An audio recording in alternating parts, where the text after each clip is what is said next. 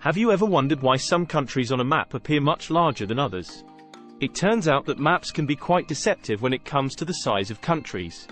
The problem lies in the fact that the Earth is a sphere, and any attempt to represent it on a flat surface will inevitably lead to distortions.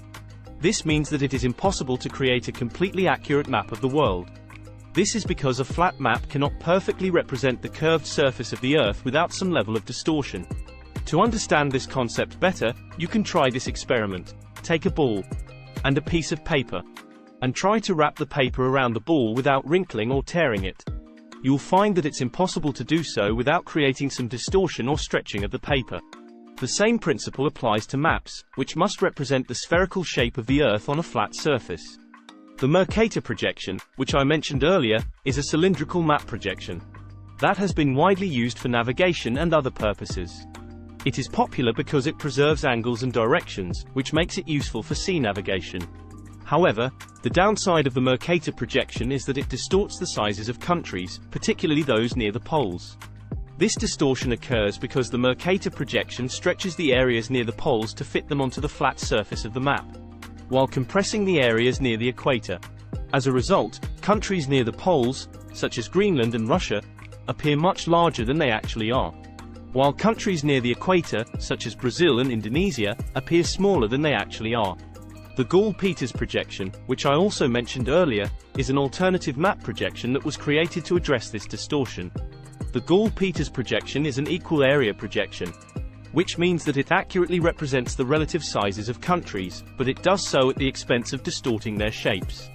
The Gauss-Peters projection is less commonly used than the Mercator projection, but it has gained some popularity among those who are interested in promoting a more accurate representation of the world. It's worth noting that there are many other map projections that have been developed over the years, each with its own strengths and weaknesses. Some other common map projections include the Robinson projection, the Mollweide projection, and the Winkel-Tripel projection. Each of these projections is designed to balance different factors, such as accuracy, shape, and ease of use. One of the most common ways to represent the world on a map is the Mercator projection. This map was created by Gerardus Mercator in 1569 and is still widely used today. However, the Mercator projection has a major flaw: it distorts the sizes of countries. The Mercator projection represents the Earth as a cylinder, with the equator as the widest part of the cylinder.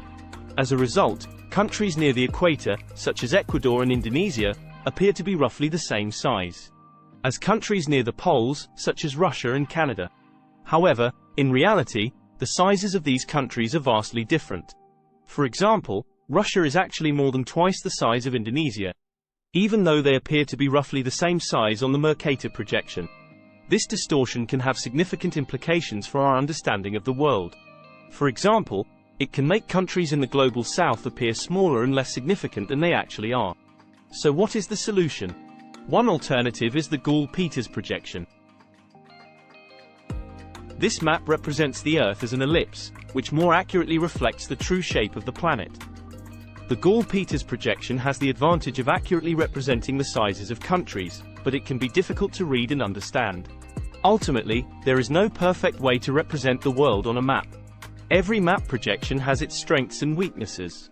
It's important to be aware of these distortions and to approach maps with a critical eye.